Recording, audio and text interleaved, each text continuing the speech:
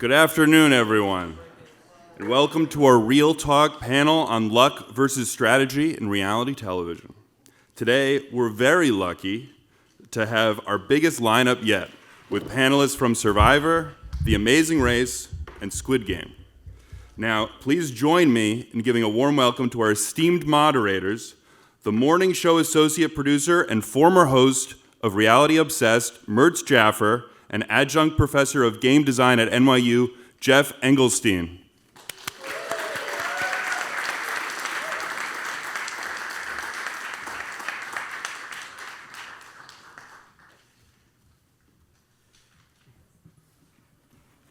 Thank you for your patience. We are back at the Bag Apple once again. So I'm very excited. We were here last year. We're going to be doing another panel today. It's a question that I have been personally trying to answer for the better part of 2 decades. Namely, when a player wins a reality show, how much of that win is based on skill and how much of that win is based on luck? As you just heard from Alex, I'm Murtz Jaffer, the former host of Reality Obsessed, and currently an associate producer at the morning show on Global. And I'm Geoffrey Engelstein, a professor of game design at NYU and a published game designer, also written a series of books analyzing the strategy, tactics, and psychology of games. Who's ready to meet some panelists?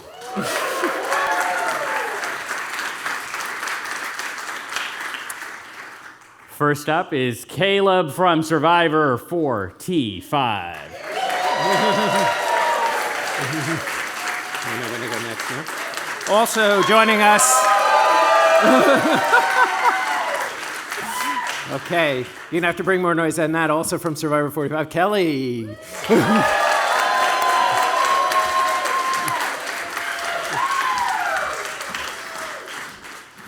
Now, it's a good thing he was on Squid Game, The Challenge, and not The Amazing Race. Dash Katz.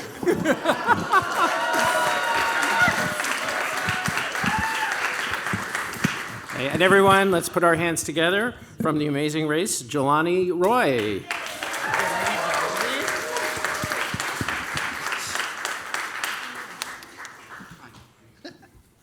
From Australian Survivor, King George.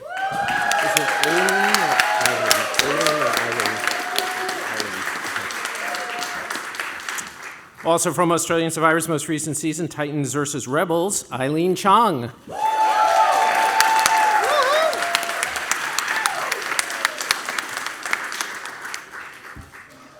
Now we have to give the loudest cheer, just like we did last year, to the 2 that brought us all here. First up, Survivor Kai Gaian's Brice.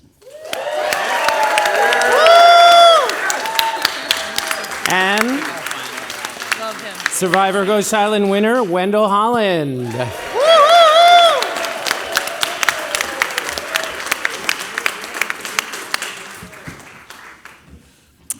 Today, we will be discussing a topic that every reality contestant and every reality TV fan has debated since the inception of the genre. Is strategy or luck more important in the determination of a reality show winner? At its core, reality TV was built upon the idea that a group of contestants from varied lifestyles, ages, and backgrounds would compete in an equitable, televised competition. Today, we will determine if that very premise was flawed from the beginning. So all games have uncertainty. It's really the definition of a game. If you know exactly how a game is going to proceed and what the outcome will be, it isn't a game anymore. It's just a story. But that uncertainty can take many forms. One is performance uncertainty. If you're throwing a ball, will you throw it on target? Will the target catch it? If you're untying a knot, how long will it take you to do it? Solving a puzzle introduces another type of uncertainty. How long will it take? And predicting what other players might do is yet another source of uncertainty. Now, all of these give players the sense that they have some level of control over how the game is progressing. But there's another source of uncertainty that does not: randomness. Plain old luck. Dice rolls, spinners, coin flips, and other chess elements introduce uncertainty that the players have no control over. So when reality TV shows are developed, they need to consider how and what different types of uncertainty will be introduced and how they will impact the players and the spectators. So we're going to start by asking all of our panelists this one. When you were first confirmed to be a contestant on your show, Were you already aware that luck would play as much of a role as it did? And we'll start with Kaleb. Great start. You know, I've had luck go for me and against me lots of ways in Survivor, right? I remember when I got announced, or when they told me I was going to be on the show, I was in Vegas. And I had a killing that night. And I was like, if I could stay this hot for 3 more months, I'm a millionaire. Didn't work out that way. I didn't realize, I think, in the moment, how much luck would actually matter in the show. You always know it, but you think you can out-strategize, like you're gonna be that much better than the luck that's needed. And so I have more respect to like the well-rounded approach everyone needs to have when it comes to winning a show like Survivor. Yeah, hard to follow that. I didn't go to Vegas, but I actually first applied for the show after watching, I was up to like season 32, and the new era had just started, and I had not seen one episode of 41 or 42, and so casting called me, and they were like, okay, your job this weekend is to watch Survivor 1 and 42. And I was like, what did I get myself into? Like, this is like totally not what I had expected from watching earlier seasons of Survivor, right? There's always elements of luck, I think, just like woven into the game organically, like tribe composition and things like that. But then you go to the new era, especially 41 and 42, and there's like the Monty Hall problem is there and like all these crazy elements. So I think, like Kaleb said, we all want to think we have so much agency, and everybody does, but ultimately there is a lot of uncertainty and randomness that controls a lot of the unconscious game. Dash? All right. So for me, I was on season 1 of a show. So I didn't know what the hell to expect. I was a huge fan of the scripted series, and I believe there was some complete luck games in there, like the Glass Bridge, for example. So I did think that there was going to be some luck involved, but I didn't even know if there was going to be like the same games as the scripted show or what I was getting myself into. But I'm a bad bitch, so, you know, I couldn't say no to my dream coming true, which was to compete on a reality television show. And yeah, it's so crazy to be up here with all of y'all because like for Survivor, I've been a fan since I was 6 years old. So this is like so crazy to me, and thank you all. Yeah, I mean, I'm lucky to be here. I was lucky to be cast on the show. So I think I was pretty much knew luck was gonna be a factor. I wasn't even planning on, I applied with a friend from college, and it was her idea. So that's all there's to say is I didn't even have the forethought to even know, okay, hey, the process to go applying, that I would make it, that I would get on, what would get me on the show. So I think was aware there'd be a level of luck involved overall in the process in the show. But having said that, did I know where the luck would come into factor and how much luck would be a factor at certain parts of it, whether it be flights or taxis or other parts of just the individual challenges? I had no clue until you're doing it, and then you're in there and you're like, all right, like roll with it, roll the dice. So yeah, that's how I saw it. Hi, everyone. First of all, what a delight to be here. I think I addressed some of these issues in my book, How to Win Friends and Manipulate People, which for the record sold 5,000 copies in the first week, and I can call it a New York Times bestseller. Print run. But in my book, I spoke about what kind of was my mentality before I went out into the outback to play what will now be called Brains v Brawn 1. On Australian Survivor, and that was to focus on the factors that I could control. And what I could control were my character traits that production found interesting about me.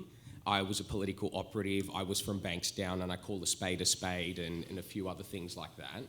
But one thing that I really didn't want to do, it comes down to probability, is I didn't want to try and replicate anyone else that's ever played Survivor, either in the US or in Australia before.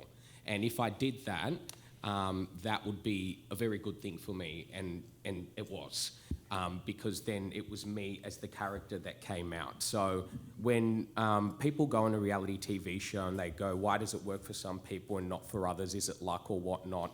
I don't think so. This is just from like the broad initial perspective there, Murtz. That was kind of like a deliberate strategy for me, and that's what worked for me. If I was to go to when I was on The Amazing Race Australia, I definitely agree with you there. The Amazing Race is a game where you have absolutely no control as a contestant. Every single segment is fragmented. You don't decide what you do ever. And, if the dice rolls the wrong way and you get a bad taxi driver, or you don't find the banana that's blue and you have to eat all 30 in India, like happened to me and my sister. Maybe production forgot to have a banana, which is what happened with us. But, you can't control that.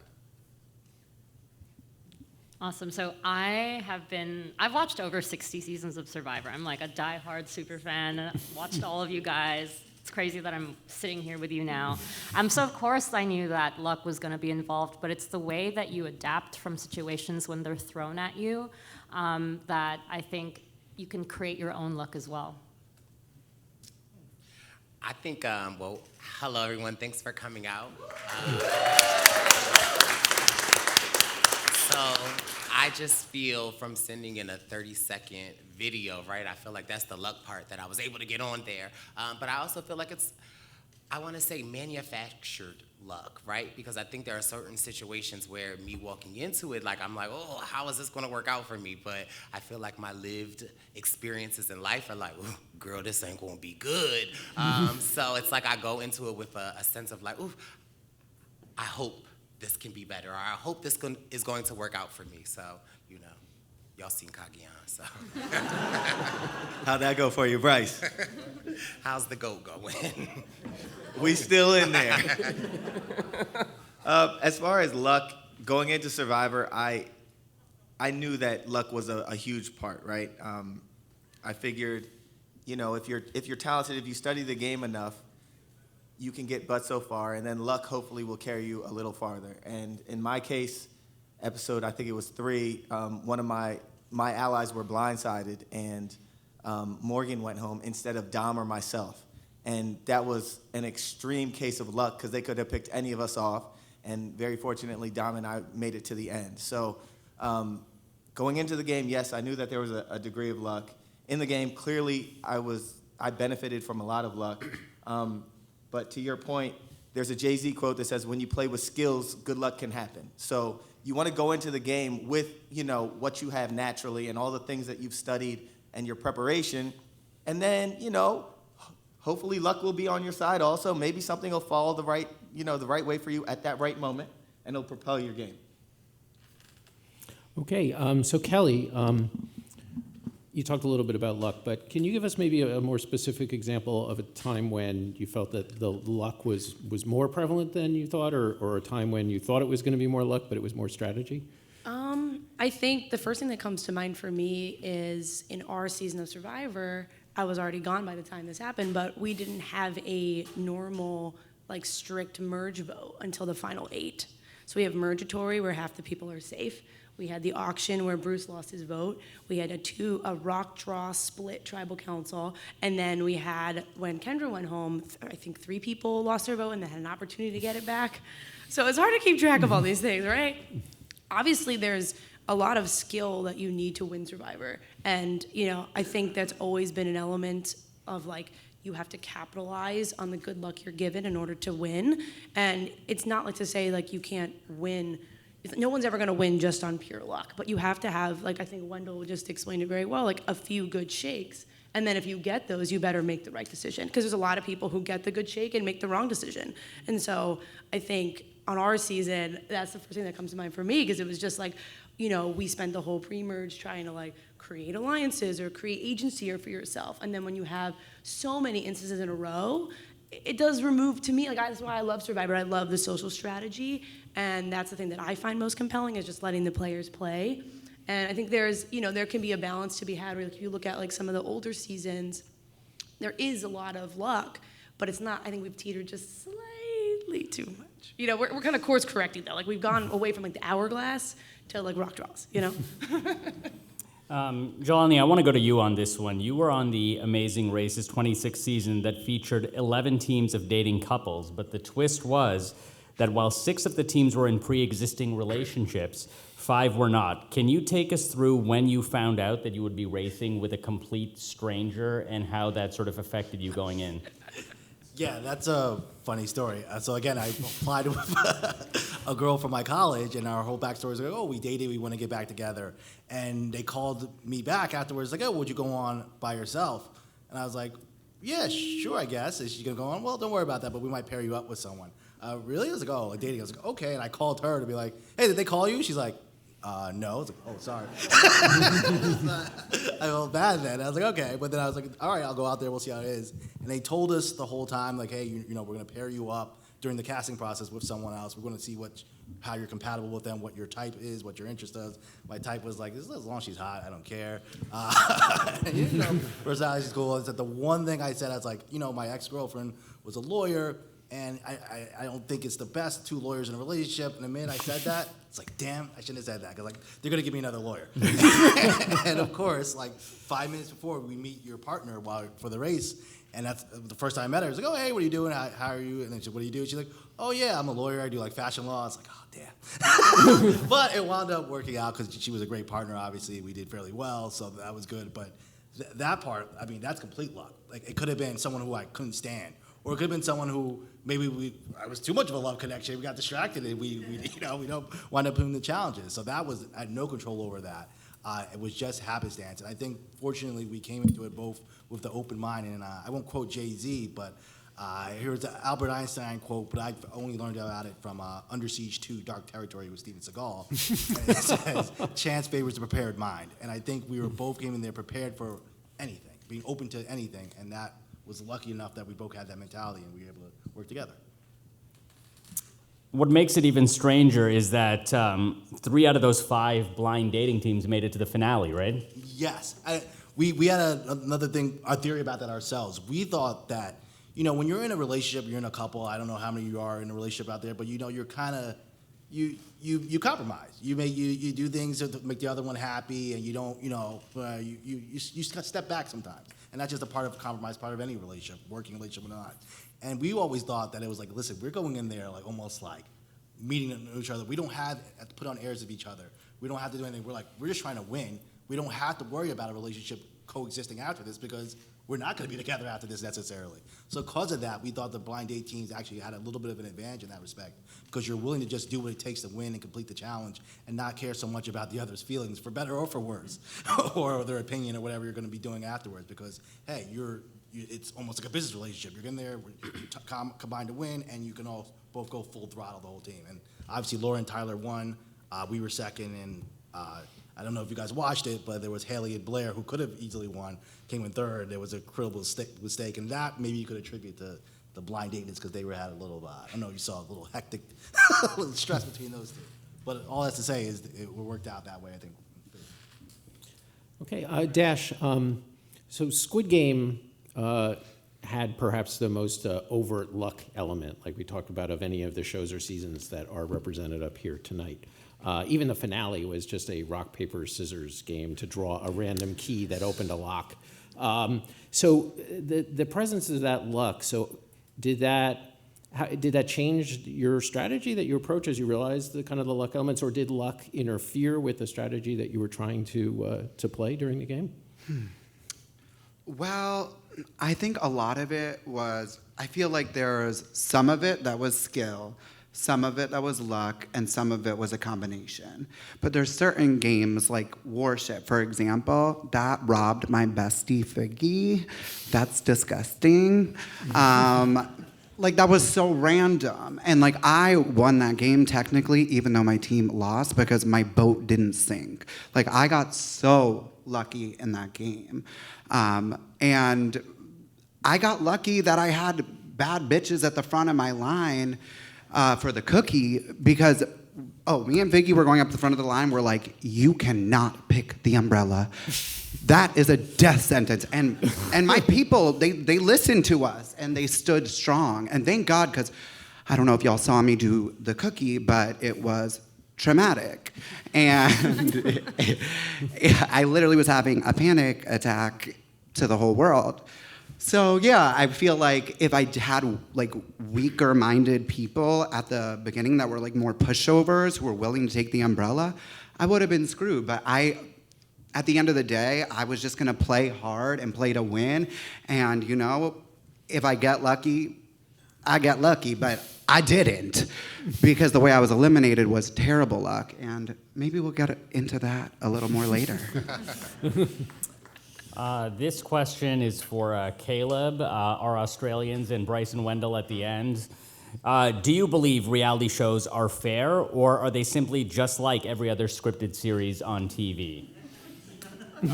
You're gonna flip the order this time? Oh yeah, actually, you know what? Yes. So it's your lucky day. We'll start with Wendell. Do you believe reality shows are fair?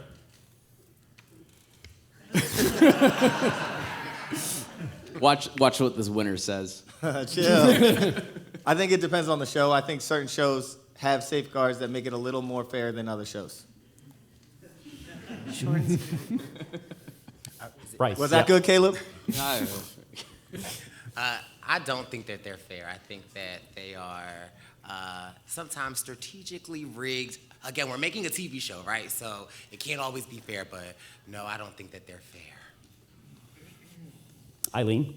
I think it's already unfair when you're put on a tribe who decide to make an alliance as soon as they, see first impressions off the boat. Because what if you just didn't even have that first glance before somebody else, and then you're already out on the outs, and then all of a sudden you have to prove yourself. And I felt like on my season, it was a lot of observing, or at least I did that, to make sure I could monitor who else was creating alliances and then kind of fight my way from there. I think the premise of your question, are reality TV shows fair? I look at why people are interested in reality TV shows in the first place. And it's either a chance to have some form of escapism or have some form of crude entertainment from life. Is life fair? Is life fair? Some people get lucky in life when they inherit wealth, when they buy Bitcoin and it goes up, 10,000-fold, however many fold. Sometimes things go your way in life, and sometimes they go your way in reality TV shows. But I fundamentally believe as a person, you can hedge the odds in your favour in some certain way. You can control what you can control, and as someone that is a poker player that works out the odds of every single hand happening at every single point in time, there are certain levers you can pull and pressure points you can press. That's life, and that's reality TV shows as well. Kaleb?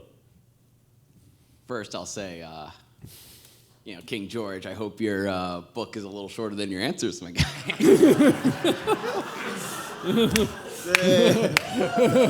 Uh-oh. On another note, I do ride with you on this opinion. Like, is life fair? I don't think that you can ever build something that's ultimately fair. So I think that let's not overanalyze it, right? There's going to be parts that are unfair, and that's okay because that's what you're going to get everywhere else, right? So. The next question we want to sort of discuss is exactly when luck started being infused into these games.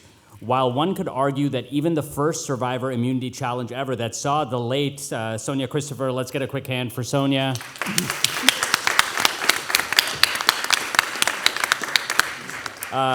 That saw her struggle to light torches in Borneo involved luck in terms of tribal division. But things progressively have gotten much more drastic. And now these twists and complications have really become a staple of reality TV shows. And you can compare them with other games. They're very uncommon. I mean, think about sports, right? When you go in and you're going to play football or you're going to play baseball, everyone knows what the rules are. They don't throw in a twist, in Game 3 of the World Series.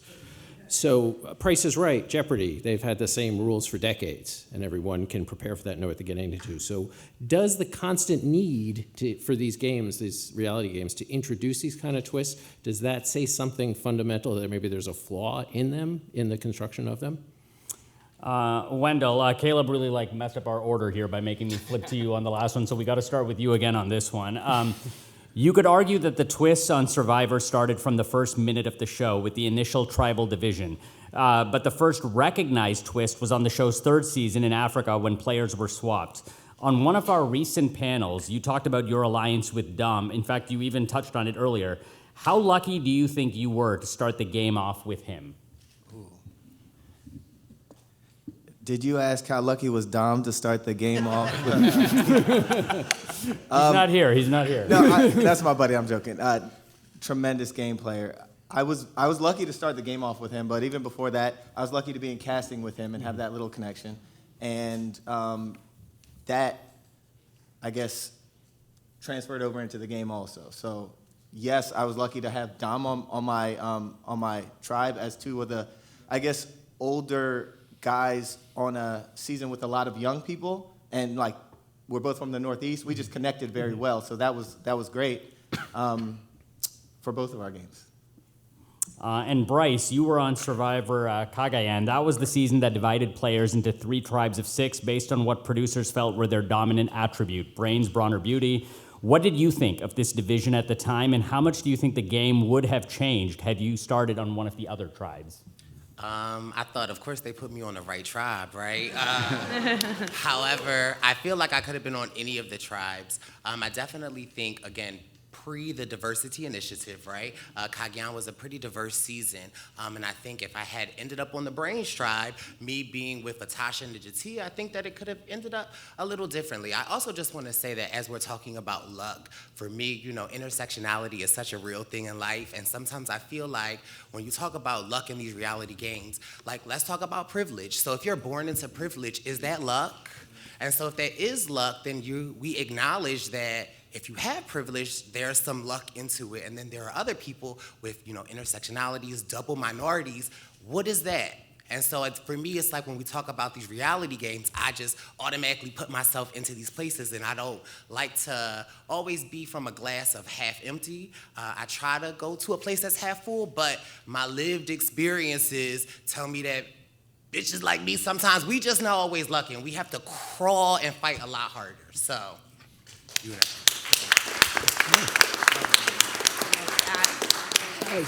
So Dash, as you mentioned, you know, Squid Games obviously was based on a scripted drama, and you know the game designers there needed to really kind of walk an interesting line between, you know, reproducing the iconic games like Red Light, Green Light, and you know putting a twist on them in such a way that was still interesting for viewers, and you know people could play them without getting shot, I guess.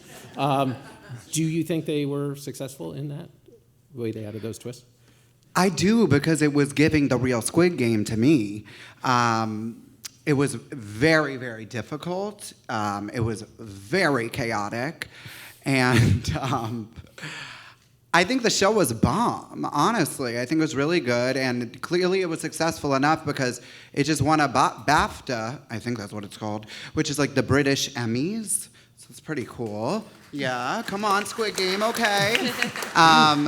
So yeah, I think it was successful, and like being in that experience felt so intense. Where I think that there could be some improvement is like the lopsided ass editing. Like, did we really need like that much time of certain homophobic people? No, we really didn't. Yeah, so me personally, I'm biased because I served a lot of vulnerability, a lot of backstory. I was there fighting for my queer community, and none of this was shown. Who I was as an actual person was not shown. And when it came to my strategic gameplay, it was so edited down that I ended up looking like I backstabbed people who completely betrayed me. So it was pretty painful from a personal standpoint, but I still remain grateful because it still was a dream come true, and I have like lifelong friends from this experience who I know I'll have forever. But I think the show itself was still a success, yes. Kellie, one of the primary criticisms against the new era and the new age of Survivor has been the number of twists. I want to focus on your season specifically. There was Bruce losing his vote at the auction, the Murgatory twist that you mentioned earlier, rock draws, amulet versus sandwiches. Careful, Austin's in the back there.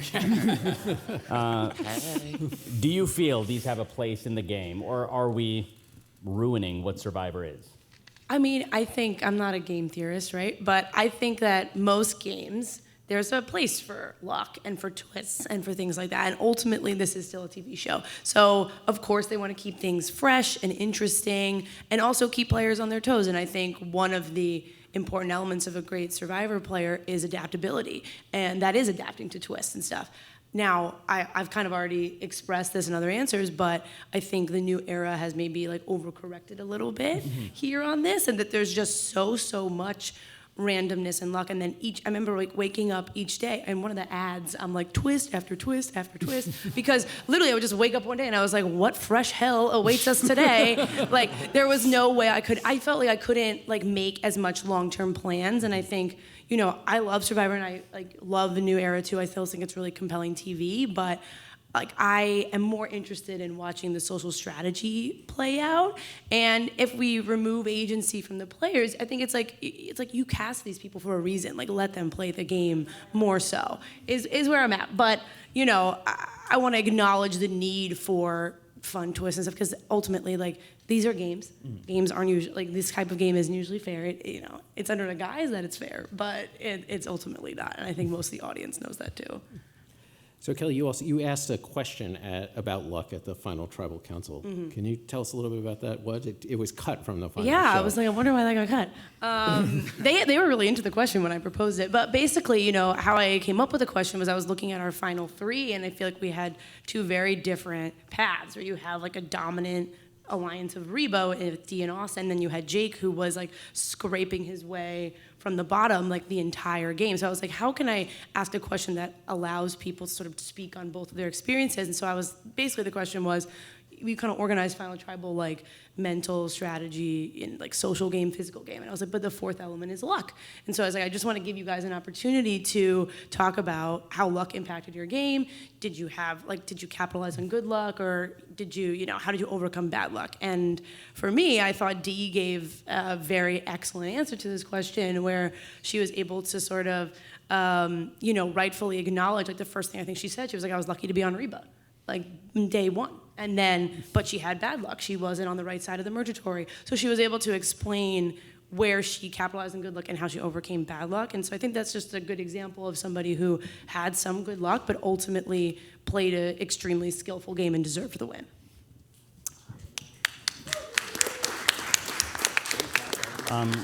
Kaleb, what do you think about luck in the game? There are many things that I can point to. The fact that Canadians were even allowed to apply for U.S. Survivor.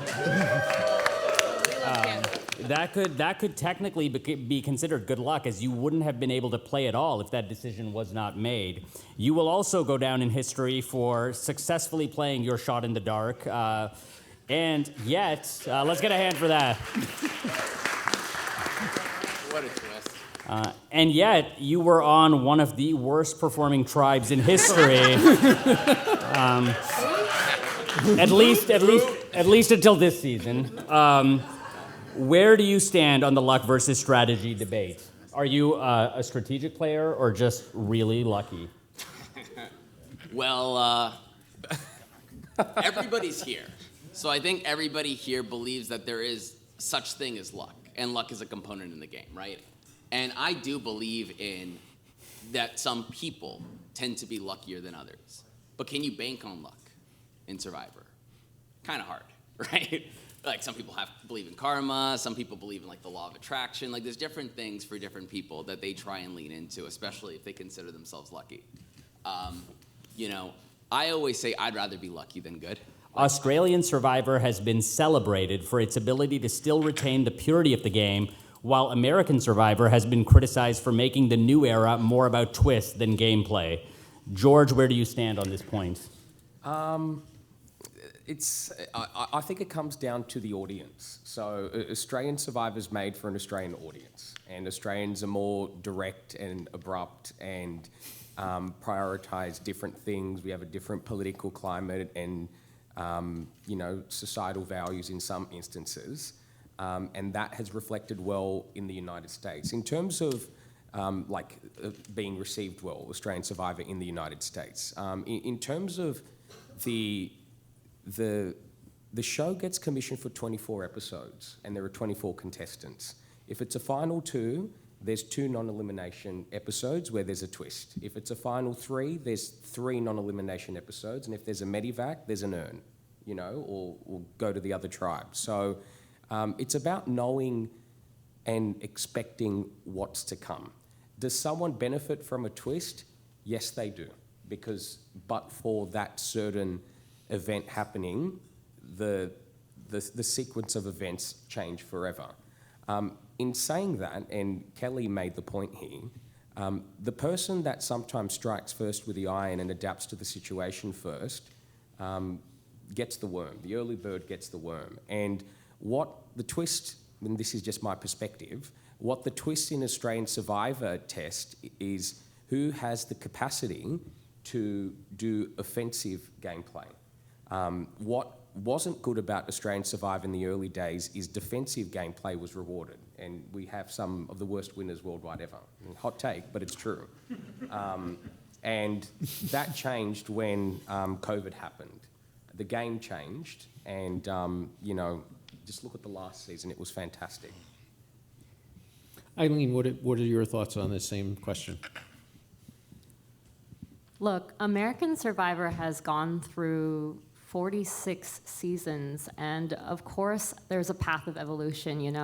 We talk about comparing Australian and American Survivor, but had American Survivor stayed the same, would it have still survived up until this day? I enjoy the new twists. Maybe there's a lot, but sometimes I see players and I'm like, what are they going to do with the situation they're in?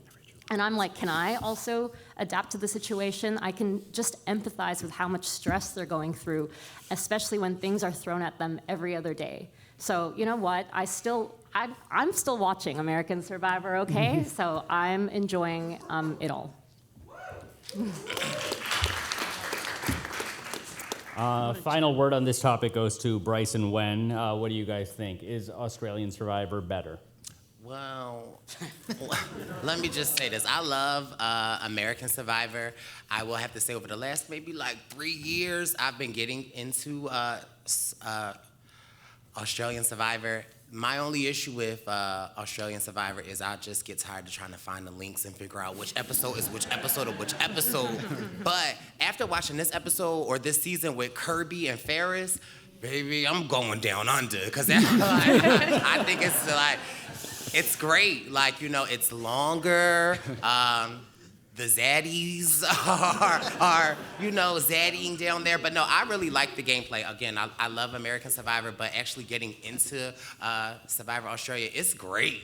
I feel like it's apple and oranges, right? I feel like it's like Wendell and Brice. You can't really compare us, although I'm the more attractive, more funny. Only thing Wendell has is a win that I don't have, but we're both great. And that's how I feel about these two franchises. But last season of Australian Survivor, woo, shout out to Kirby. I don't know how this turned into a Bash Wen session, Brice. That's how things are.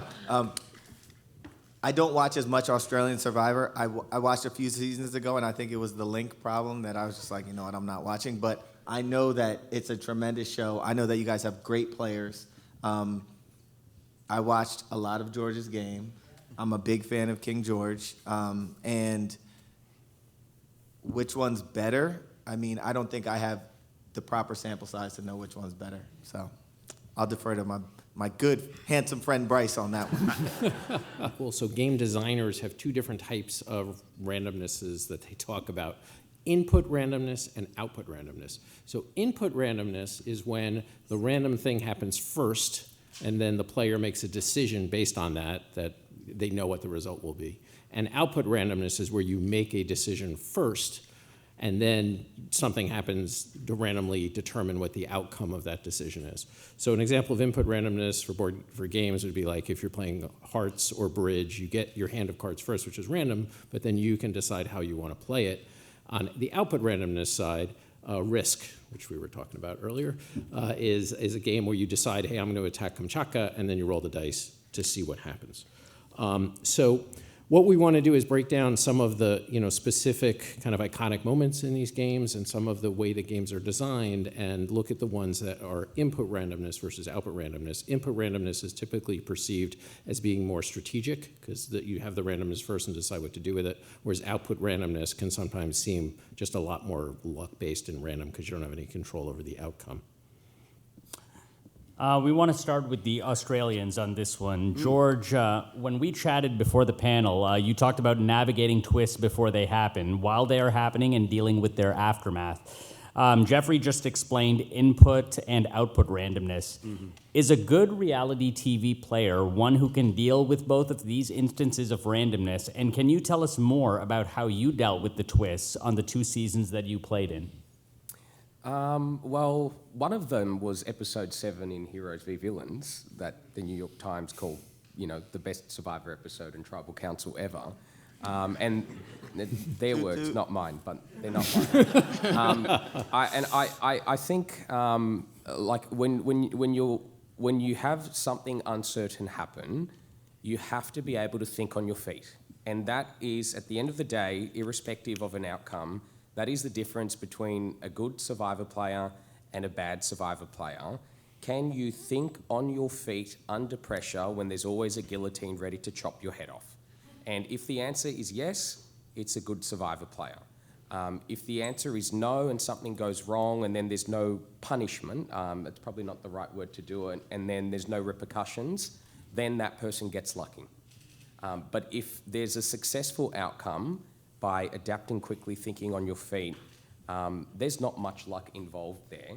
And that's you taking the bulls by the horns, and that's the difference between glory or death. When the consequences don't matter, you're going to take the risk and you're going to skew the odds in your favour at that point in time. In saying that, sometimes you're completely powerless. And to use the second example, I lived through it probably the worst Survivor twist ever. The one vote of Danny Beale in the Australian Outback voted out my second closest ally and completely narrowed my path to the end and made Hayley out me. What control did I have in that situation? Absolutely none. That was something completely unexpected, thrown on, you can't plan for, you can't adapt for. You're sitting down and praying to Macedonian Jesus, please, Danny, don't vote me out or Baden or Cara. Just vote off someone else, and then, you have no control of the situation. Aileen, we have to talk about what happened on the 10th episode of Australian Survivor. At the Titans camp, it looked like you and I was going to spoil here, so sorry. If you're at this panel, you're getting spoiled. And the eventual winner, Ferris, were in major trouble. But then all of a sudden, Jonathan introduced a challenge where everyone at Tribal Council had to participate in an individual challenge that involved throwing sandbags, where the first 3 to land sandbags got the right to vote and were immune. I remember thinking at that time that this was completely designed to save Ferris. Can you take us back to that moment, what you thought of it then and what you think of it now? What about save me? Oh. No, I'm kidding. I truly thought I was going home that night, and as soon as Jonathan put in that twist, you just zone in and you focus. That's not luck at all. That's pure strategy or willpower, because it takes some skill to throw a beanbag. It takes some skill to be able to balance some blocks at the same time as you freaking out that you're about to go home. So I definitely think that if you are put up against the wall, sometimes your best performance can come out, like what George was saying. And I just remember moments before the challenge started, I was just silent in my head. And I was able to perform. I think I did it in like 10 to 15 seconds and just smashed it out. You can't call that luck. But I guess my question is mainly like the timing of it, they're in trouble now. Oh, let's just do this sandbag challenge. We can't have our star go home. Was there any sense of that when you were there? I don't think so, not for me. I was trying to save my own ass, okay? Can I just say on that, so when I was doing the commentary for 10 on that episode, there was a 1 in 12 chance of that exact sequence of events happening.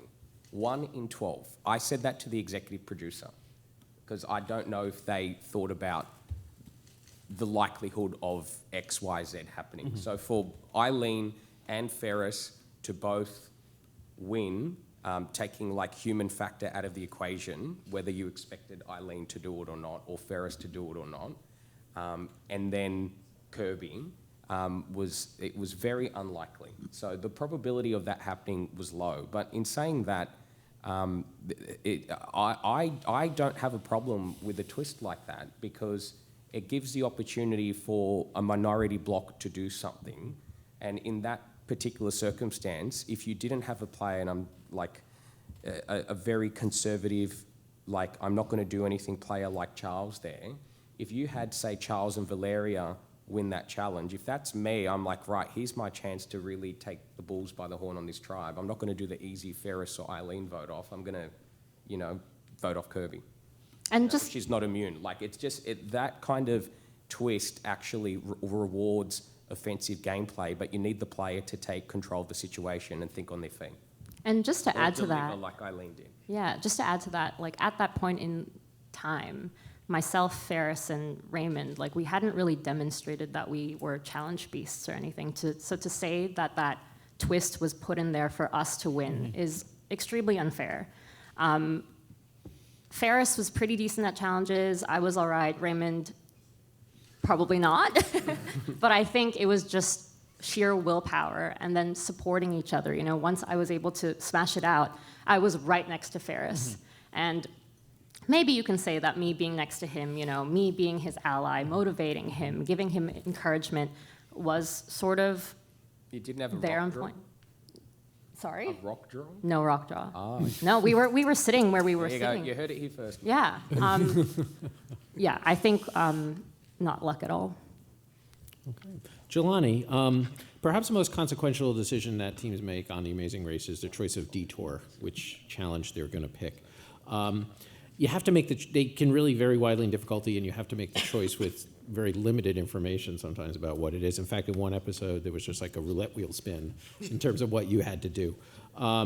So what do you think this type of randomness added to the game, and kind of how did you deal with that?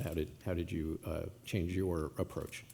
Yeah, it adds to it's a question of what do you want. And I was thinking about this. We were talking about you were talking about sports, how you know the rules of the game. Well, actually, a lot of special sports here in America, in the U.S., they introduce randomness to throw you off. You know, there's the NBA draft lottery because otherwise you wouldn't know which to pick, and then you could game the system, which people have tried to do. So like some of that stuff is necessary in order for, like someone said, for a game to evolve, and also to keep people on toes, and also to prevent people from using strategy to again game the system. So I think it was necessary, and it's also something that you know you can't prepare for. So in some ways, that's how you prepare for it. Knowing, okay, hey, there's a level of randomness that's coming into this. I have to just make a decision based upon the limited information and try to be consistent in that. I think with anything, whenever you know there's randomness or luck, and again, you go back to sports, how do you increase your odds best? By having more balls in the lottery. You know, that's all you do. You get the best odds of having more chances. So if you just consistently have a plan, like, okay, we're going to always do the one that we think is closest, or we're always going to do the one that seems, in our case, Jenny wasn't as physical, less physical, more violent. You could be wrong, but if you have some sort of strategy that you're sticking to doing that, then as much as you can, you limit the risk and you limit the randomness. Now, can you fully alleviate it? No. Do you really want that? Is that the appetite that we have here for sports or for TV? You know, the English Premier League, the team with the best record wins over there. We have our playoffs that for American football that's most popular. Are we giving people what they want? And that's introducing some randomness and some unpredictability. I think maybe we are. I think that's probably the reason why some of our games are the way they are. And I think you know that coming into it, you factor that into every decision you make best you can, and that's all you can do to mitigate it. But can you do it? No. Did I know we were going to be in that particular one? Did I know we were going to be doing the rope climb? No, I didn't know that. No clue. No clue. But it worked out. Kelly, is the price of keeping fans on their toes worth the risk of alienating the same fans because of the show's sudden randomness? Oh my God. These questions. That's a doozy. Academic panel. Oh, sorry. You hate production. I don't know if I'm the right person to ask because I'm not a producer and I'm not the game designer. As a player, I don't love all the extreme randomness, but I mean, I think, Aileen was talking about this before, like there's 46 seasons of Survivor. If you do the same thing every season, ultimately it could get a little bit stale. So I think I've touched on this, but it's basically weighing that decision for the producers, like how much do they trust the cast to deliver interesting gameplay in the confines of their basic game, or do they really need to introduce several new elements of shout out Jelani, of randomness that doesn't move the game forward or not? I don't know. It's like, how much do you need for TV? And we had the 90-minute episodes on my season. I think the producers knew that going in, and that influenced the amount of twists. And so, we're coming into the game as players trying to play the game and to win, but they're trying to make a TV show. And so I think the different perspectives, I think fans can also come from different perspectives too. Some people watch Survivor for the strategy, and some people are watching it for the chaos. Some people like 45, some people like 46, Okay. Is that bad? Yeah, no, it's good. It's good. I love 46. You're not being graded on your answers, so it's fine. Speak for There's yourself. a professor here, so. Brice, Survivor Cagayan started out with the selection of team leaders who then chose who they thought were the weakest players on their teams. And this is a type of randomness because the players are making choices without really knowing what the consequences are. And they're also, what Aileen was talking about earlier, they're making choices just based on first impressions of people, which have a pretty good chance of being incorrect. So what were your thoughts about this twist and this element of luck? If I'm being honest, I'm like, don't pick me. But I also thought going into that, when we had to pick the strongest person, immediately I'm thinking, this isn't really a gift, it's a curse, right? And so me personally, I wanted to put it on LJ. And then, he ultimately chose Morgan to go, which I was very happy with that, because I'm thinking he isolates Morgan, we get back to the beach, I could work with Morgan, and we could have a little duo going on. So I definitely think that it is something that, like Aileen was saying, you have to think on your feet. What are you going to do? But also, I feel like us picking someone like an LJ, in my opinion, is why are we picking this, person that looks like they win Survivor 1 million times over and over and over again? So for me, it's that's the part of luck that isn't really luck, even though it was a curse, if you kind of following what I'm saying a little bit. And then it's why is we picking Morgan, right? So why are we isolating this woman that's always it reminds me a little bit of Venus, right? The pretty woman, the smart woman that they want to isolate. So I don't know if I really answered the question, but Probably not. No, that was good. Okay, Dash. Earlier you said that you wanted to talk a little bit about how you got eliminated, and you can tell that story. But I'm curious about your perception of that as a player versus maybe if you watched it or heard from other people who watched the show later about their perception of whether it was how it went down from a viewer perspective. Ooh. I was low-key getting dragged by my friends because they're like, why'd you open up your mouth? But there was just so much more to the story, and that we would be here a very long time. But I told the full story on my YouTube. It's called Spilling the Ink, okay? A little plug. But the Spark Notes version would basically be, no, it's not. I get it. There's so many players, and there's only so much time. They gotta cut it down, right? But I definitely got fucked in that situation because basically, I was honestly in a really vulnerable place going into that game. If I was, you know what? What could have been? Okay. Anyway. I was too trusting of people. There were some people in there that were honestly triggering based on some of the things that I was being told that were being said. As I was fighting for trans and queer people, trans and queer homeless youth is something that really hits home for me. I had a very traumatic coming out. So I trusted in my people because they were my safe space there. And then when I was betrayed, kicked off my worship team, none of this aired, mind you, And then I pulled a Big Brother, and I was pretending to sleep, and I could hear them laughing about what they had done. It got really personal. And so when it came time to vote, baby, I'm from Jersey. Like, if you come for me, I'm gonna come for you. And that's what happened. Let's be very clear. Yeah, but it was a total betrayal, and I felt like I had to stand up for myself at that point. So when it comes to the person that eliminated me, I'm proud of myself. Good job, Dash. I didn't call him an asshole. But he honestly was obsessed with me, and like, I don't blame him, but it was like weird. It was like hater. It was so hater. The moment he heard my voice, he was seething. But I was like, some of his allies were my allies, so I was like, okay, like, he's obsessed with me, but maybe we can turn this into like a fan instead of a hater because we have mutual friends. But then the mutual friends totally backstabbed me. So yeah, it was just like your number one hater literally hopping out of the bushes, opening up a Jack in the Box and not getting the sole power to eliminate out of 70 people. Like, that's actually fucking insane. I'm sorry, when does that happen in reality TV? I was playing such a good game. I was good with so many people. And yes, I did open up my mouth because I know people are gonna clock me for that. But that was 2 people that I also didn't like those people. And they were my allies, okay? And I'm a Taurus. I'm a loyal bitch. Like, I don't come for people unless you come for me. Why would I be randomly coming for people in a 70-person game? That makes no sense.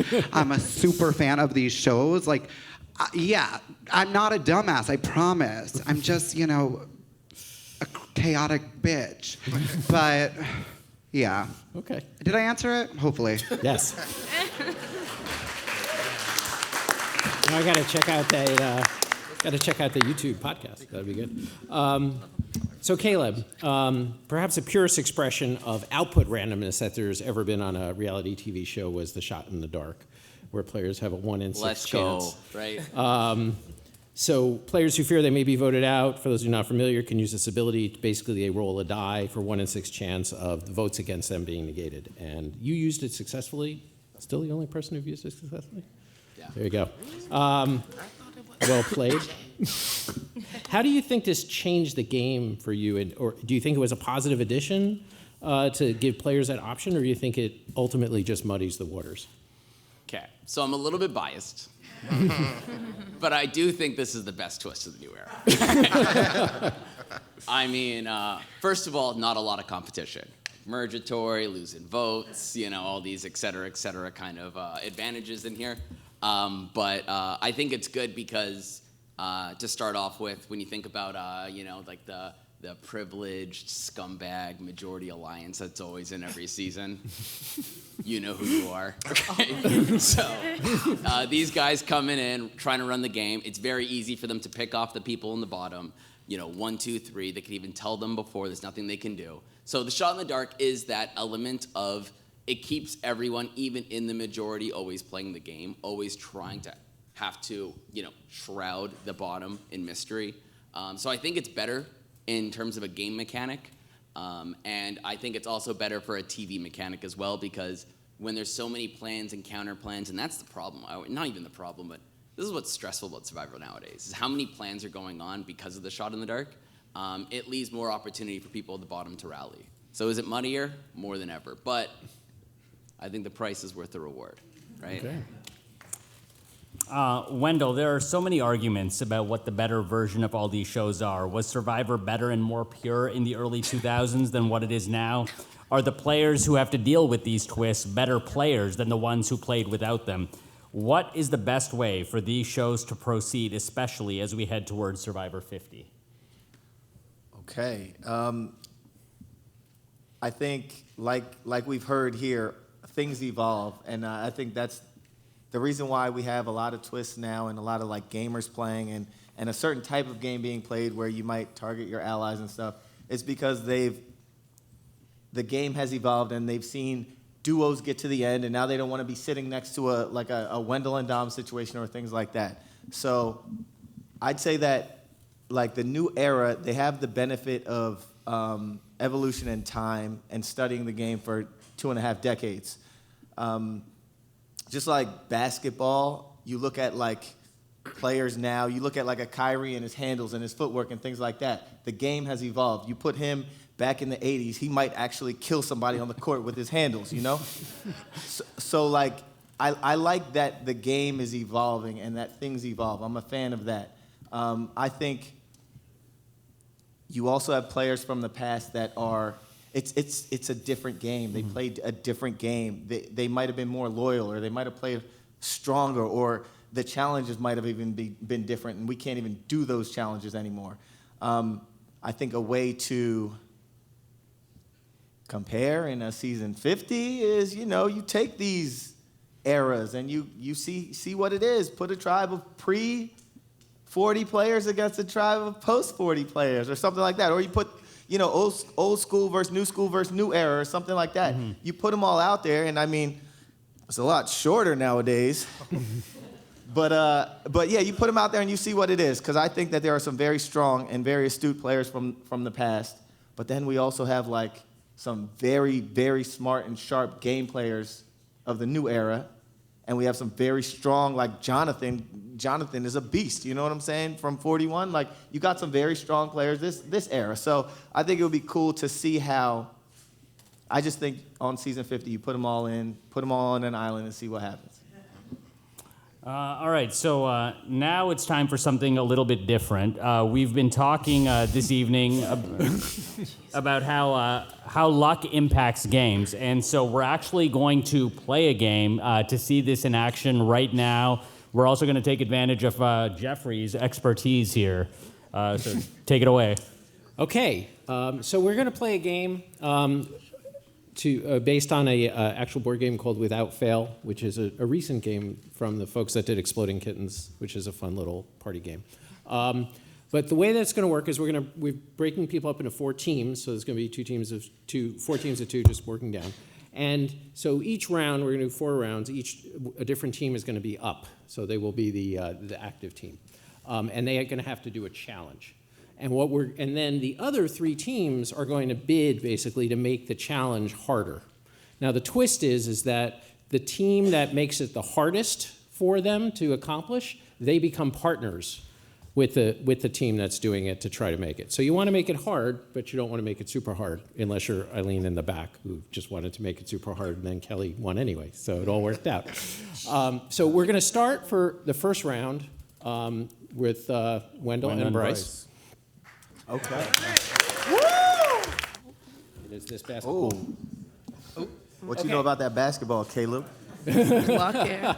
Okay, so let's go to the next slide. This is fixed. Yeah. Who Okay. organized this event? So we're gonna go down the row, and each team can make it harder. So I'm gonna give you a range. So you're gonna just bid a number, which is gonna make it harder for them. So 3 is easy, 7 is pretty hard.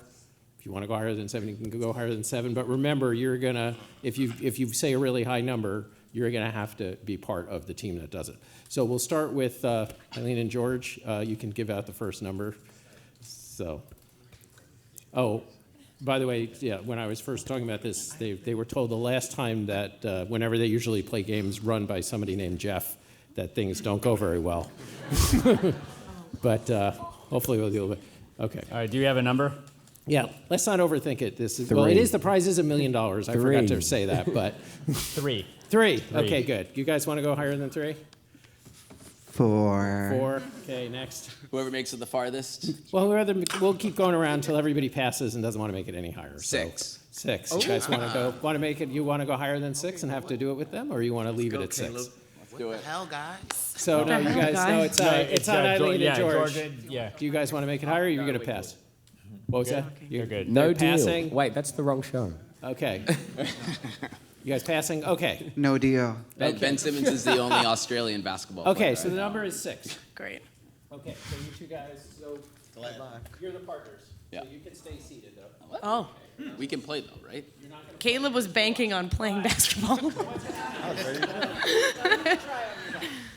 What is his output randomness? If they succeed in the game, then both of you will get 1 point. So we're just If they fail, each each of you two teams will get 1 point. Can we change your answer to 3? Okay. Oh. No, we're. Wendell talked a lot about basketball, so. So we got a next slide. It's good fault. You have to throw the ball in the air, clap that number of times, then catch it. What? Oh my God. And your partner barbecue chicken. Okay. And I. 6 times. That's a lot of Oh, that's not that hard. What does he have to do? 6 claps. That's quite easy. Oh, Quick claps. very I hard. could do these. Don't hit the lights. Oh. Oh, 7. Oh, you ate that! Let's go. Light work. Light work. All right, Brice.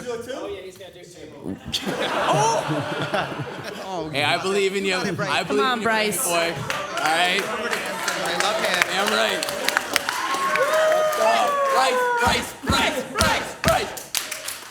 I think that was 5. I counted 5. Yay! We get a point. Love averages. And Yay! Brice was robbed again. This was explained differently in the back. Okay, so we got 1 point for Aileen and George and 1 point for Jelani and Dash. we're not playing. I brought everything, giant okay? Post-its, but I How don't many think we need rounds to do use we them. have? So 4. let's Four go to rounds? the next game. So George and Aileen, you guys are up. So let me get the props. Where's my back? Here it is. Can you review the score for me? Okay. Eileen and This George is have like won, the beginning and tribe composition luck. I'm stuck with you. okay. Okay. Here are your props. Okay, so once again, 3 is easy and 8 is hard. So you guys will start with the first number. We're once again going to go 4. 4. Kelly, you pick our number this time. Wait, so we can only go higher? Do you want to do that? I usually jump a little. Say like 6. Can we do 5?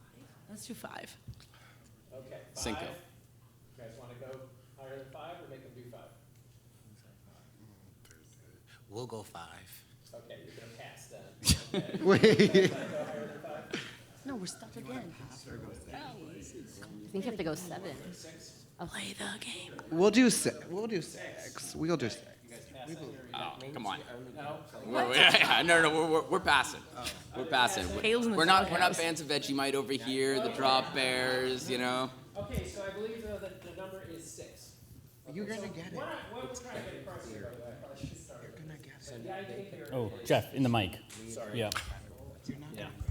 For the people at home, the idea here is, and the number was 6, just to record it, is what we're going to do. So there's a lot of games, like we talked about in reality shows, where people have to make choices without having full information about the implications of their choices, right? So we're kind of looking at that. So now they've got to pick this number without really knowing what it is. So you guys can come around front here. So let's go to the next slide, please. Just You're right going to here. get it. Okay, so take 6 cups. Take 6 cups. So one of you is going to hold your palm out, and the other one has to stack the cups, alternating, face up, face down, face up, face down, That's extremely hard. until you have 6 stacked up. You got it. Okay.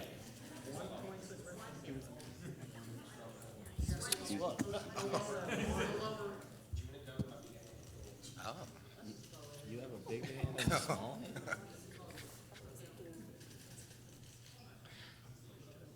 I don't know. Come on. Show us why they call you King George.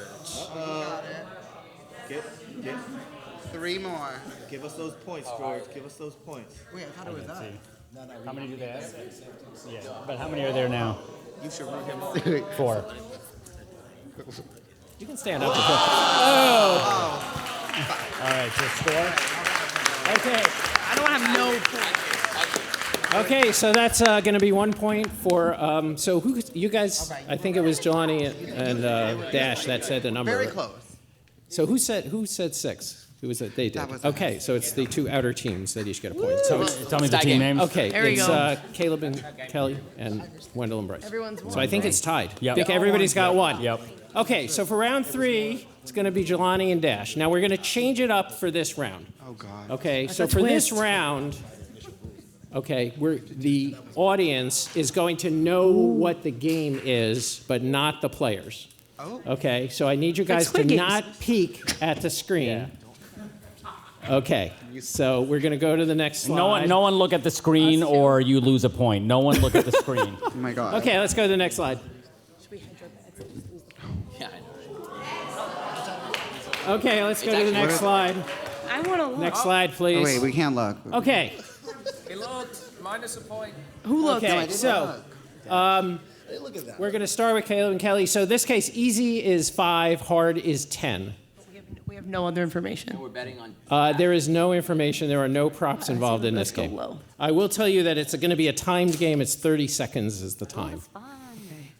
What is the minimum? 5? 7. Okay. No. Wendell, He said Bryce, 7. 7 to you. Do you want to go higher? Bryce was asking me a question during it, so should I go higher? We're gonna go higher. So what do you want to go to? What one? Go 8. Number. 8. Okay. George, Aileen, do you guys want to go to 9 or you want to pass? We'll pass. Okay. Caleb, Kelly.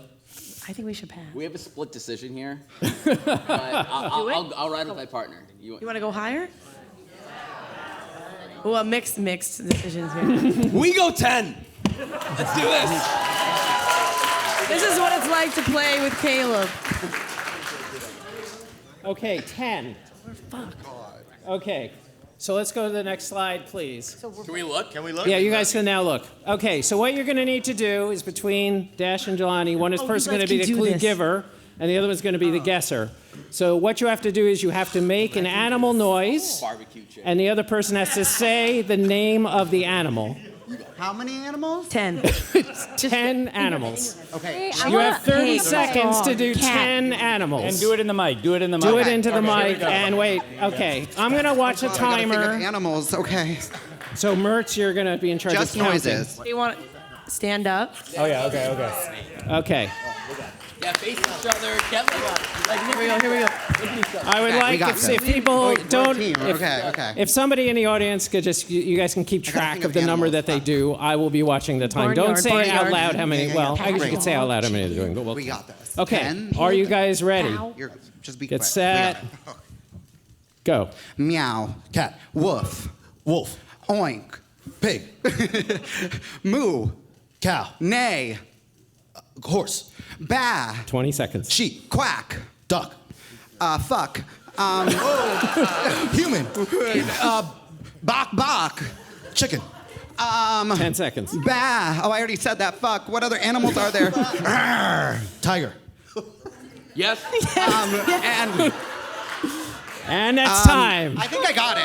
How many did you? I have 8. My count was 8. God, how many fucking animals 9. are there? 9. It was okay. 9. 9. He said fuck. 9. Yeah, that was pretty good. Did you say human? No. Oh, no. 9 in there. does not count. Final answer Okay, is 9. it was 9, and we're being rules. generous by giving tiger. What about human? All right, so points. Okay, so that is going to be very good. So who said 9? You guys said 9? No, they said 10. Oh, 10. Okay, so Wolf, that's Wolf going to be was a point very for George and underrated. Aileen. You were like, Okay, Wolf, so he it's goes, 2 Wolf. points for our 2 teams on the end. Wendell and Bryce have 2. And George have 1. Okay, this is the final round. Oh, we're losing. It doesn't matter. It's It's okay. fine. It's a lot of pressure. 2 points for Wendell and Bryce. 2 points for George and Aileen. 1 point. Nicely done, everybody. pull this out. Okay, you guys are up with the final round. As for the final round, everybody is going to know the game before you say how hard it is. No, you two. Oh, we will. Everybody Okay. is going to know, the audience, everybody. So let's go to the next one. Okay, so the team is going to, we're not going to do a rope here. You're going to just stand up behind the table, and you have to make paper airplanes and throw them as far as you can, and both of you will have to pass the row. Oh, we both have to. Oh. Or indicated by, how far they think it's going to Have be. you ever made a paper airplane? No. I was so uncool. You're just the Canadians. Yeah. Anyone got any paper airplane tips real quick? Okay.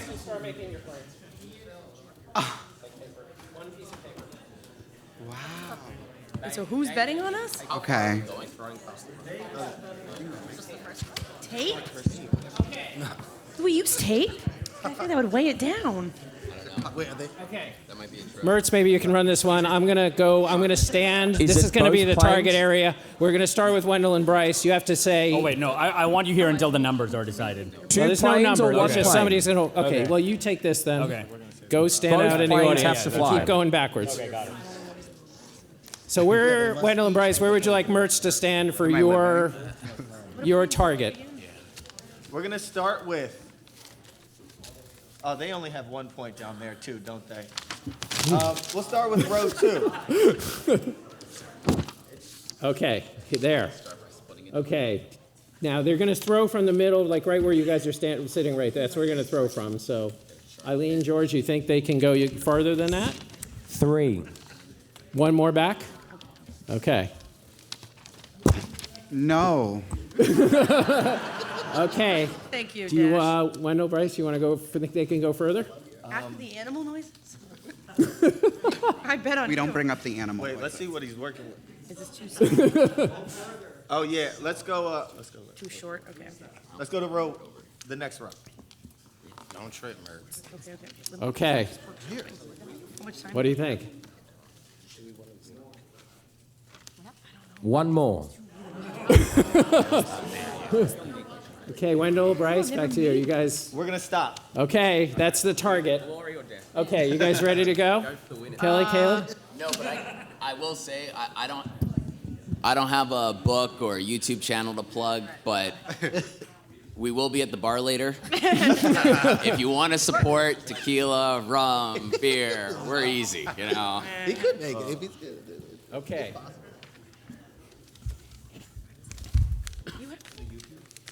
To introduce the other in that people from space. Survivor 45 that are sitting in the back. let me see how this is. Okay, so what I'd like everyone to think about, the question I'm going to ask the audience, because I teach a class, and so you guys, and the people up here too, is what was the differences between those games? And was it more entertaining, like was that third one where you guys knew what it was, but they didn't know what it was? Was that more entertaining for you to have that secret knowledge? Was it better when everybody knew what was going on, or when nobody knew what was going on? Where do you think it's going? Okay, you're set, let's get this going. I'm not ready. Yeah. And if they don't, if they This is great. Okay, I got confidence in you guys. All right. You shouldn't. Okay, I'm going to give you another.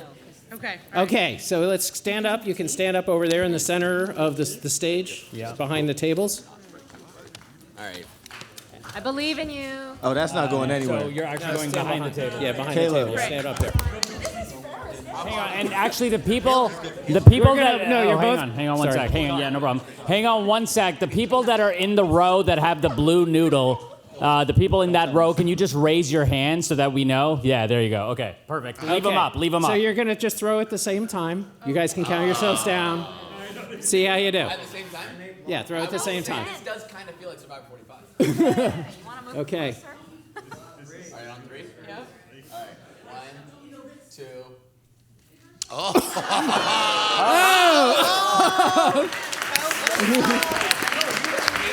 Okay. Okay, that's a point for Dash and Jelani, and a point for Wendell and Brice, I think, right? Yep. We got to win. Who is Bryce it? and Wendell won. Wendell and Brice are the winners with 3 points. This is Good job. rigged. Okay, well, I'm going to start with the audience, I guess, just to take a poll. So how many of you thought that the first game where nobody knew what was going on, that was the most entertaining? Okay. And how many of you thought the second iteration, not the second iteration, but the second version where you guys knew what was going on as the viewers, but they didn't know was the most fun? And how many thought the one at the end where you all knew what was going on was the most fun? Okay, so definitely that one. Now, as a player side, so from your perspective, which of you three preferred the first one where nobody knew what was going on, the audience or you guys? Did any of you prefer that one?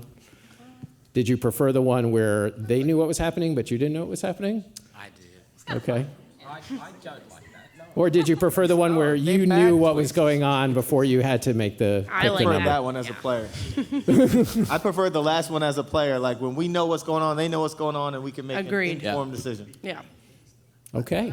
But I thought I'm with it Wendell. was more enjoyable not knowing. A little more fun. Yeah. Yeah. Well, like in general. Like, Right. yeah, obviously playing it. Yep. Yeah, Okay. not knowing. Yeah, Thank you guys for Entertainment. putting up with my nonsense. I appreciate it.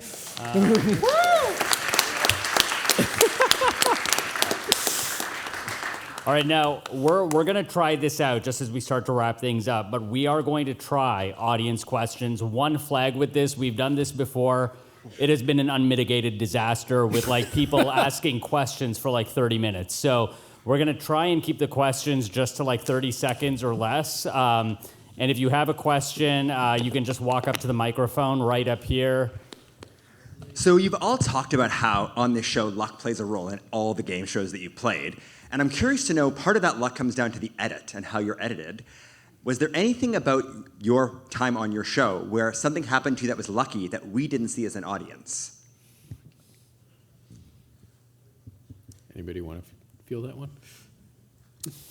Yeah, I'll go. There was a time we were in Namibia and we had our flat tire, and there was another team. I don't know if you remember my same season, the Olympians. They also had a flat tire. He kind of drove in there, but luckily, and again, this is just luck. We were at the gas station we were at actually had the quick flat fix where you can just kind of stuff it in the tire into that. Whereas he had to change his tire on the side of the road because he wasn't hurt. So it could have happened at any time. It wasn't the tire just got flat, and luckily the station where we were nearest to had something to fix it quickly so that we didn't have to change the tire, get up, and continue going.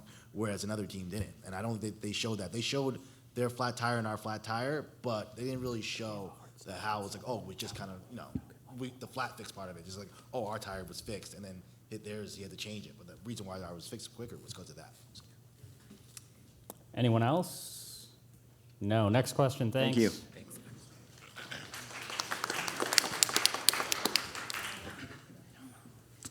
So I feel like a lot of the discussion for the luck side of this has been more about good luck and maximizing maybe your own good luck.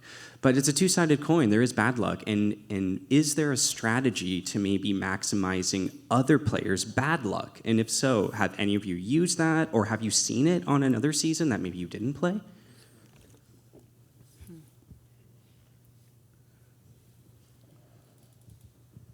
I mean, I think like a lot of like sometimes you could say that like the Reba 4 would do that. I think when we had bad luck, I lost my vote. Bruce lost his vote, and then that was like a really easy time to try to take me. I think that's like one example. I don't know. Yeah, one that comes to mind for me is so obviously they do all this personality and psych testing with us prior to getting on the show to know. These are the people they're going to get along with, and these are the people they're going to hate. And they usually put you with some of those. And so anyone coming in is kind of probably find like the divisions that happen in your tribe. That's probably going to leave some people on the outs. And how can you maximize, like their lack of options? I don't know. The only thing that's coming to my mind is Simon would eat a lot of coconuts. And when you eat coconuts, you get diarrhea. And strangely, we spoke about this on the bus back to Samoa Airport, our jury bus. So it's like, oh, I stole all the rice. And literally that night before, didn't make the edit because I did it off camera, but it just needed to happen. I was burying beans in the sand myself because I told myself he needs food, I don't. And if he keeps eating coconuts, he's going to keep having the shits, and that's bad luck for him. But he thought he was benefiting himself by throwing rice into the ocean. I'm like, well, bad luck for you. Okay. I think you could say that in Australian Survivor, a lot of people get asked to be on the show. So I would say that perhaps they had bad luck if they didn't know how to play the game. And I definitely use that to my advantage because, for example, with Sarah, she didn't really know how Survivor worked. So almost giving her a lesson in Survivor was almost manipulating how I wanted the game to go or how I wanted her to vote. And that definitely did happen, although it was the twist where Kellie was sent over to the other tribe, but I definitely convinced her to vote for Rihanna, and we would have gotten her out. So yeah, take advantage of people who don't know the rules, who don't know the game, and yeah. very Thank you. Australian specific. Love that. Thanks. Thank you. Next question. Hello. My question is for King George. Yes. So, huge fan, by the way. Thank you. I like your shirt. Thank you so much.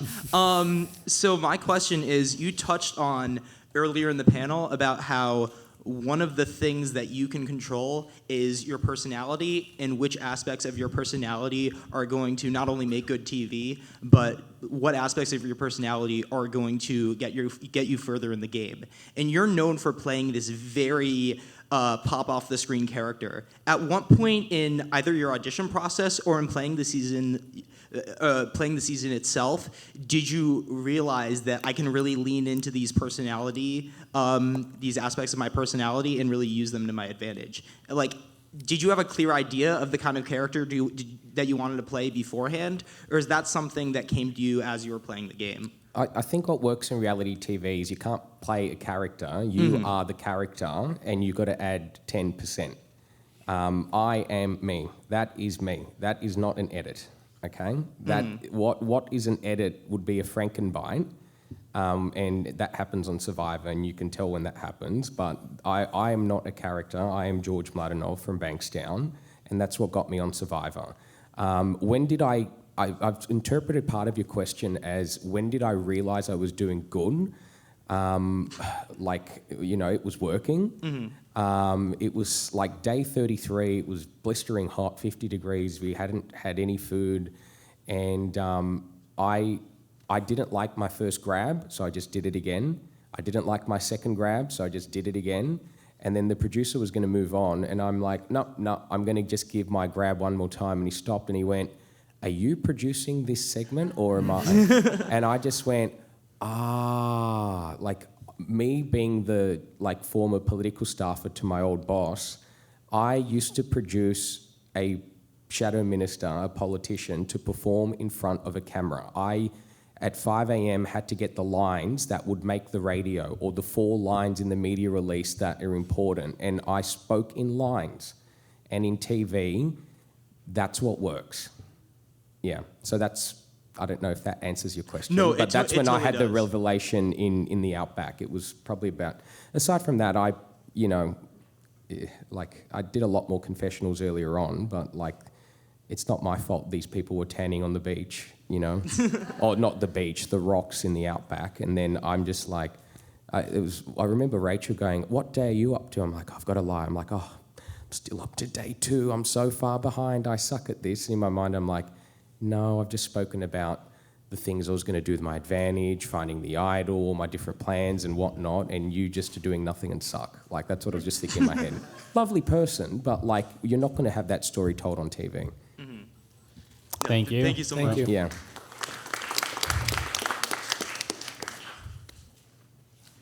So, unless you're like a Bob Crowley or Andre from the current season of Survivor Quebec, players in their 50s and 60s generally are at a social and physical disadvantage. How much is the luck element heightened for those type of players? And a great example being Jerry from the Heroes vs. the Villains season. Great man. Big round of applause for Jerry. I don't know. Am I meant to talk about that? I think you need a good mix of people. I think that's what the new era of American Survivor has been missing. Jerry is a 64-year-old geezer from the Sunshine Coast who, smokes a lot of weed and is socially conservative at the same time. And it's just such an interesting juxtaposition. And I gave Jerry a chance. And I'll never forget when I got back from Samoa, I went to Hearts of Reality, and I was in the pool with Murtz. And then Murtz was telling me... Oh, whoa. Yeah, we had clothes on that time. But Okay, Murtz. Murtz is like, I'm the whiz. I know everything. If there's one thing that works on Survivor, it's you work with the old person. I'm just sitting there going, That's what I did with Jerry. But it's about understanding people as well. And I was the first person that showed Jerry respect. A lot of the people didn't on my season at all. And when it came out at Tribal Council, it was like a weakness of his. But respect is a two-way street. And that worked for me. And, what is good about Survivor is it reflects society. And there are people in their 50s and 60s in society. Great job tonight, all of you. Hi, so first off, thank you guys for doing this. Big fan of all of yours, especially you, George. So that brings me to my question. You mentioned all of you guys input and output randomness earlier, and I know, George, you mentioned thinking on your feet is a best way to circumvent that. But now I gotta go to the infamous episode 7 Tribal. You did that seemingly all on the spot, but there's no way that you could have known there would have been an immunity challenge, let alone Simon winning that one. So where's that balance between the strategic aspect and the luck and all that? I realised when I attempted to go for the key with my sticks first after everything that happened before, like the plan was simple. Simon was going home. And when Geordie came up with the idea, I'm like, fantastic, this moron's fallen for it, you know?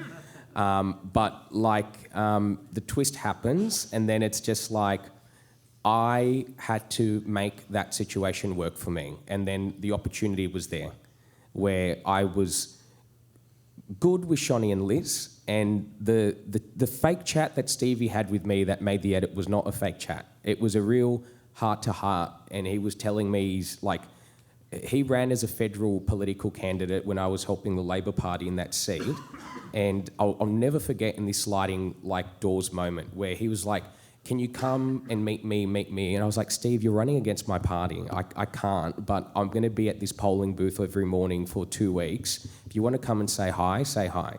And then when I saw him on the van, I just tapped him on the leg and I went, do you remember Padstow polling booth?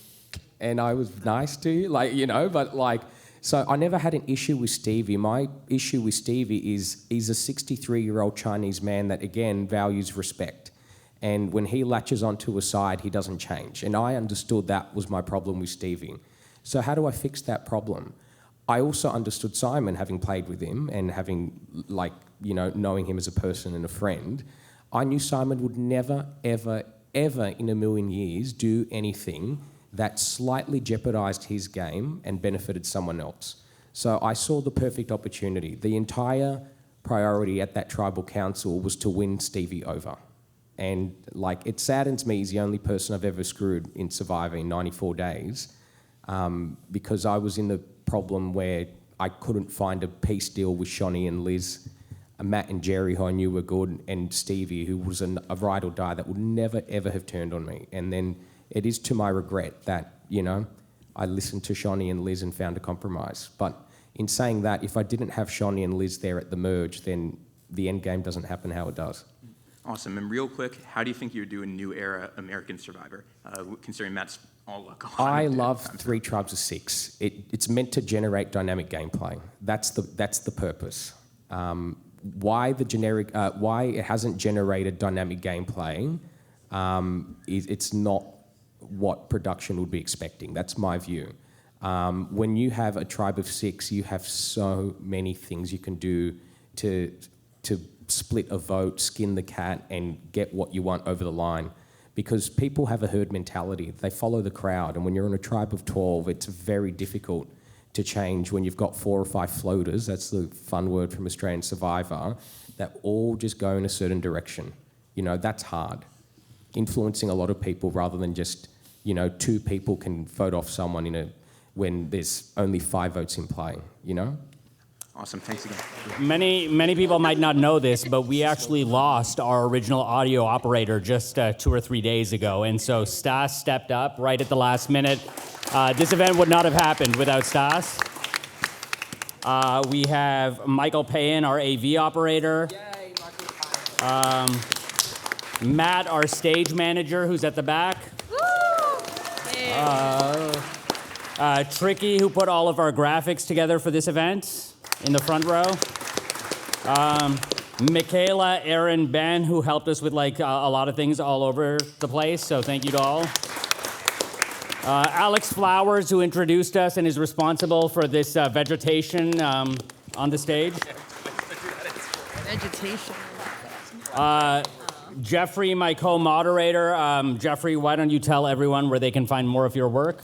You can follow me on social media on Blue Sky and Twitter at G Engelstein, Gengelstein, and my first non-game book just published, The Universe Explained with a Cookie. So please feel free to check that out. Thank you. Thanks for inviting me. We have a lot of reality stars in our back row. If you just want to quickly wave to the crowd. Thank you. And of course, we have to thank our panelists, Kaleb, Kellie, Dash, Jelani, George, Aileen. Thank you.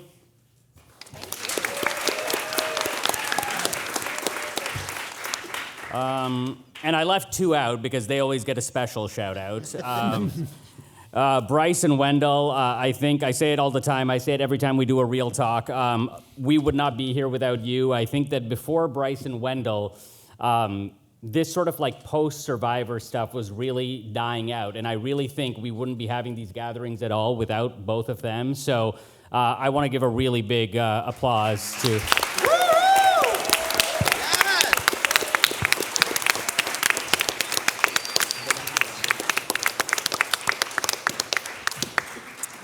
And we can go to our last slide.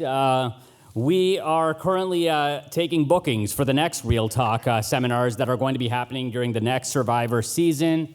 You can find the details right there. And if you're interested in having us at your school or university, feel free to email us at realtalkpanels@gmail.com. Thanks, everyone. Thank you.